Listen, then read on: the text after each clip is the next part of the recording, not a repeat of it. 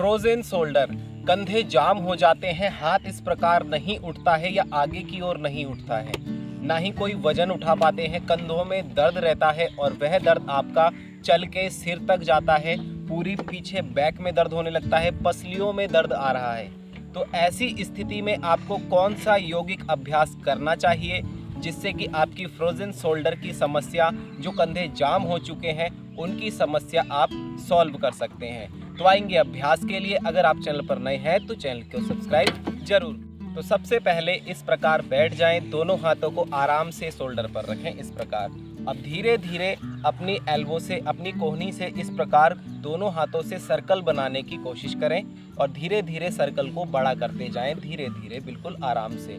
श्वास भरते हुए ऊपर उठाएं और श्वास छोड़ते हुए नीचे।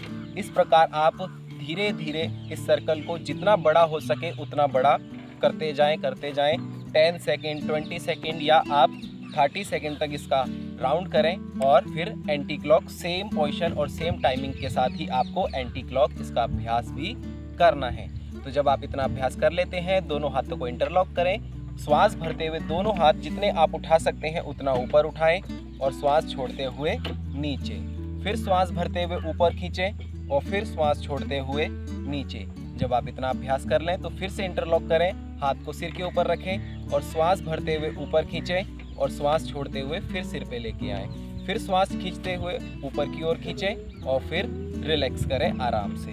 अब आपने सीधे हाथ को जमीन पे रखा, बाएं हाथ को श्वास भरते हुए ऊपर उठाया और सीधे हाथ की एल्बो को मैट पे रखते हुए इस प्रकार डाउन गए राइट साइड में और फिर श्वास भरते हुए वापस आए और श्वास छोड़ते हुए लेफ्ट साइड इस प्रकार।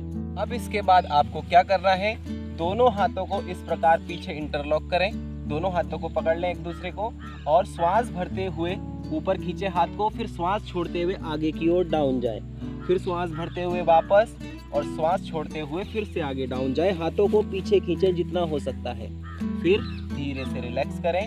दोनों हाथों को फिर से क्लॉकवाइज 5 टाइम और 5 टाइम ही एंटी क्लॉक आराम से घुमाएं और फिर रिलैक्स करें। तो जब आप इतना ही अभ्यास कर लेते हैं तो आपकी फ्रोजन शोल्डर की समस्या खत्म हो जाती है।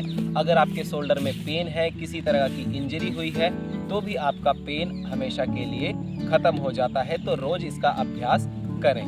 तो आज का हमारा अभ्यास बस इतना ही था। तब तक के लिए आज्ञा दीजिए। धन्यवाद।